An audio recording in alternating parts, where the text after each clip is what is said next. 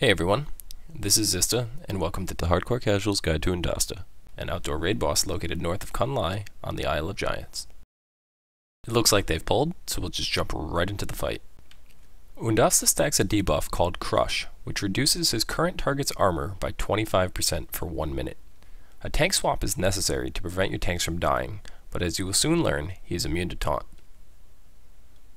Due to an ability called Alpha Male, all tanks will have their threat generation increased by 100%. To effectively tank swap here, the tank that receives the Crush debuff must stop attacking in order for the second tank to pass him in threat and take over. Oondasta must be faced away from the raid as he has a wide frontal cone ability called Frill Blast. They're not kidding when they said it was wide. It seems to be about 180 degrees in front of him.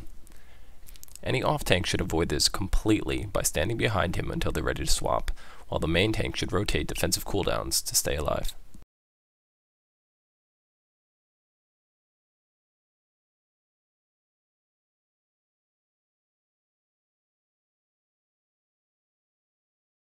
This encounter also has a raid-wide interrupt called Piercing Roar.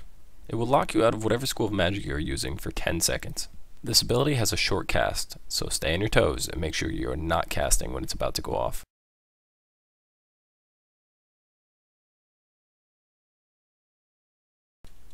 Healers, pay extra attention, as 10 seconds without your tank receiving heals will almost always result in a wipe. In addition to the interrupt, the entire raid will also take a moderate amount of unavoidable physical damage whenever Piercing Roar goes off.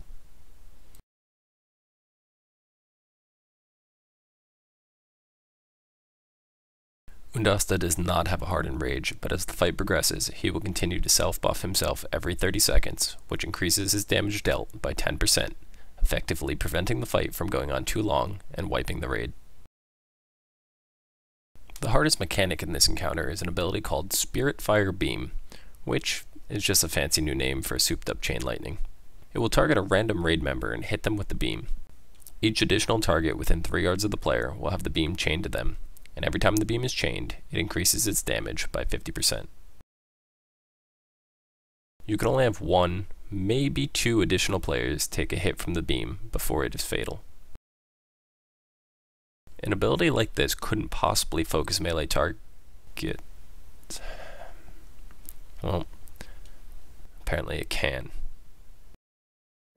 So the easiest way to avoid this is obviously to spread out, which can be rather difficult for the melee and nearly impossible in a pug.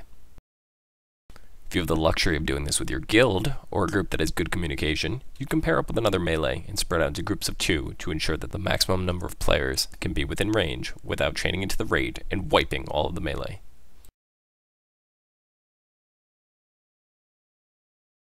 Chances are you're going to be doing this with a pug. Everyone is going to be clumped up into one spot, right under his tail, just waiting to catch a big steaming pile of dino droppings to the face. If you have room to stand out a little off to the side, take that opportunity to avoid chaining a beam. Just make sure you're not too close to the front of Oondasta to avoid the previously mentioned frontal cone Frill Blast.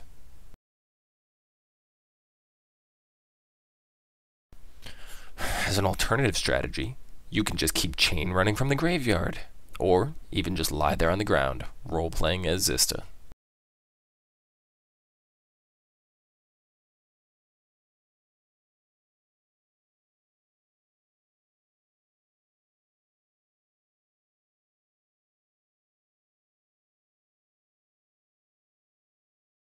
Oh look, double gold. Not even enough to cover my repair bills. You know what? Just go to the HXC.com, check me out on Twitter or Facebook, or check out the link under the video. Whatever. I'm done.